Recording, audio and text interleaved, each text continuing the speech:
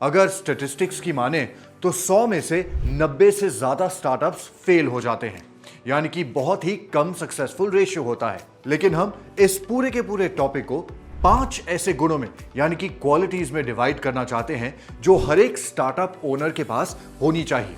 तो चलिए without much ado, पहली क्वालिटी है विजन एंड स्ट्रेटेजिक थिंकिंग। अगर आपके पास एक क्लियर विजन नहीं है अपने गोल को लेकर तो यह सबसे बड़ी प्रॉब्लम है। एक विजन होना बहुत जरूरी होता है और उससे साथ ही साथ इंप्लीमेंट करने के लिए, सक्सेसफुल बनाने के लिए स्ट्रेटेजिक थिंकिंग कैपेसिटी होना उतना ही ज्यादा जरूरी है। हमारा दूसरा पॉइंट है resilience and adaptability. Business ownership एक स्मूथ राइड नहीं होती। अक्सर आपको अपनी राह में ऑब्स्टिकल्स, सेटबैक्स और फेलियर्स मिलेंगे। तो रेजिलियंस का सही मतलब है कि इन सेटबैक्स से सही तरीके से बाउंस बैक कर पाना और सही समय पर एडवर्सिटी का सामना करना। तीसरा मोस्ट इंपॉर्टेंट रूल है स्ट्रॉन्ग वर्क एथिक्स और टाइम मैनेजमेंट। मतलब वो कहते हैं ना कि टाइम इज मनी।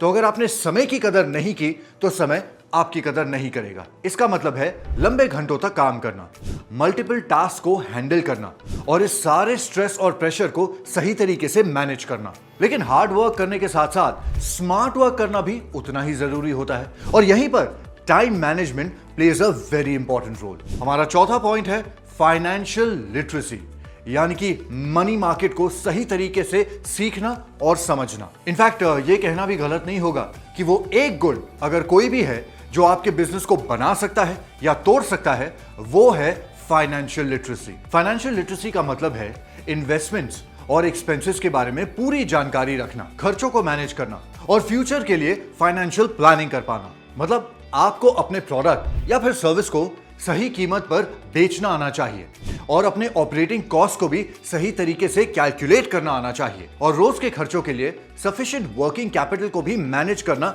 बिल्कुल आना चाहिए। नंबर 5 पर आता है लीडरशिप और पीपल मैनेजमेंट। यह आखिरी क्वालिटी है। लीडरशिप और पीपल मैनेजमेंट आपके लिए क्यों इतनी ज्यादा जरूरी है? जब आप एक स्टार्टअप ओनर बनते हैं तो आप एक टीम बनाते हैं और इवेंचुअली इस टीम को सही तरीके से रन कर पाना ही आपके बिजनेस के फ्यूचर को डिसाइड कर पाता है। क्योंकि अपने टीम को सही तरीके से लीड अगर करेंगे तो आपके बिजनेस में बढ़ोतरी होगी। लेकिन अगर अपनी टीम को सही तरीके से आप लीड नहीं कर पाएंगे तो ऑटोमेटिकली आपका बिजनेस भी सफर करेगा। वीडियो देखने के लिए बहुत बहुत धन्यवाद and all the best for your entrepreneurial journey.